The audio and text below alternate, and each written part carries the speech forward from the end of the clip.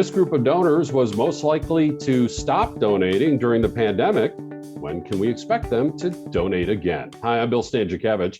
This is the first day from the fundraising school, and today we're looking at an important research study that examined charitable giving during the pandemic. And the study was conducted by the Women's Philanthropy Institute within the Indiana University Lilly Family School of Philanthropy, which is also home to the fundraising school. And this study from our good colleagues at WPI found that about 2/3 of households were still going to donate during the pandemic, but the household most likely to pause charitable giving were single women households. And that's important because for many, many years, the research has shown that the household most likely to donate is the married couple household, but followed very closely by the single female household. So if that's a group of people hitting the pause button, that could have a substantial impact on a lot of fundraising. So in the summer of 2021, we talked about this study with the director of the Women's Philanthropy Institute, Jeannie Sager. We did that during our leadership roundtable.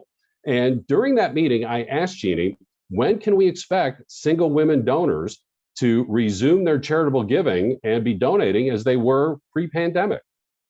There's so many studies out right now that absolutely display that women have been disproportionately affected by the pandemic and the resulting economic downturn.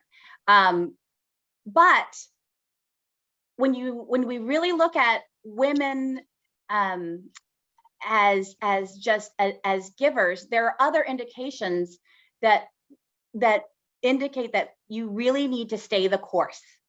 So it would be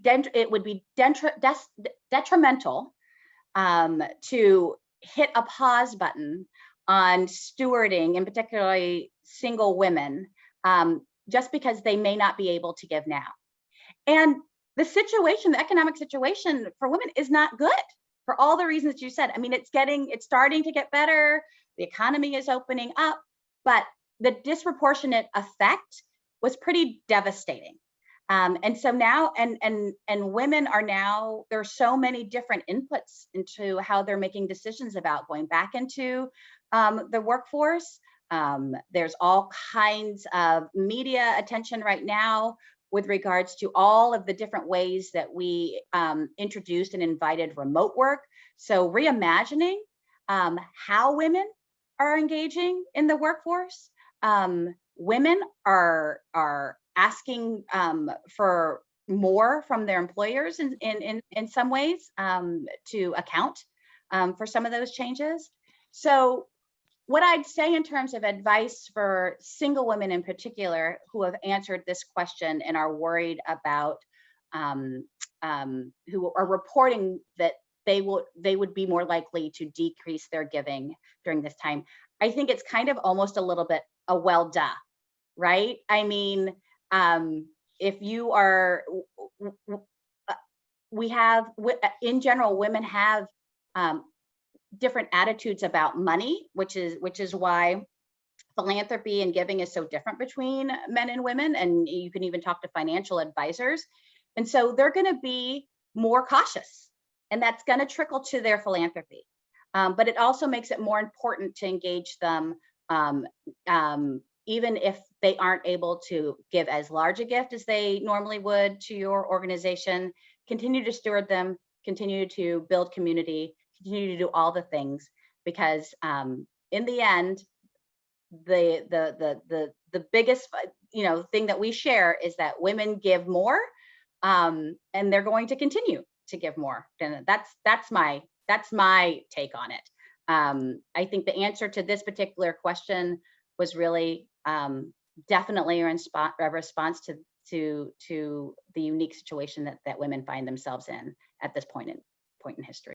Now, when we do our annual fundraising, a key strategy is to examine our donor database and look from one year to the next, who has donated in consecutive years. And as people are donating in consecutive years, that of course is a strong sign of engagement, donating at any monetary amount.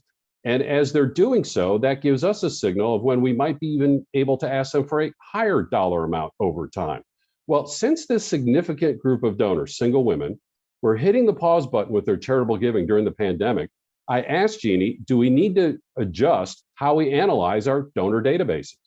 When we teach annual fund fundraising, we talk about look to see who's a repeat donor, right? Who's giving in those consecutive years. Keep engaged with them over time. And when we see those repeat gifts, we think that donor is inviting us to invite them to ask for a larger amount, right? Some maybe incrementally large amount. We're able to do a wealth screen. We know it can be an even a higher level of amount. What happens now that, Jeannie Sager, if she's a single mom raising her kids and she's hit the pause button on her charitable giving, you've been a donor to my organization for 3, 4, 5 years in a row, and suddenly I see this gap, right? You didn't give in this particular year and that particular year. Am I right in thinking I need a new approach to analyzing my donor database because of the pandemic, that the gap does not necessarily mean no longer interested? Can you help us understand that, please? Absolutely. You're absolutely right. I mean, I think that in fact, what I was hearing, especially from groups that specifically had people on staff that work specifically with women and women donors, they used this time in the pandemic to really reach out to everyone on the list. And so I think that's an opportunity when you look at that lapsed piece to reach out to someone. So in terms of thinking about a different strategy, instead of deciding, instead of wondering what that's about, I would say lean in and not to pry, but just to check in on them and see how they're doing, and thank them for their loyalty, and ask them the kind of stewardship questions about why did you choose to give to my organization for so many years, and re-engage in a different way. Jeannie Sager is the director of the Women's Philanthropy Institute at the Indiana University Lilly Family School of Philanthropy, and their research and all of their resources are available on our website at philanthropy.iupui.edu. And if you look across the toolbar on the top, you'll see institutes.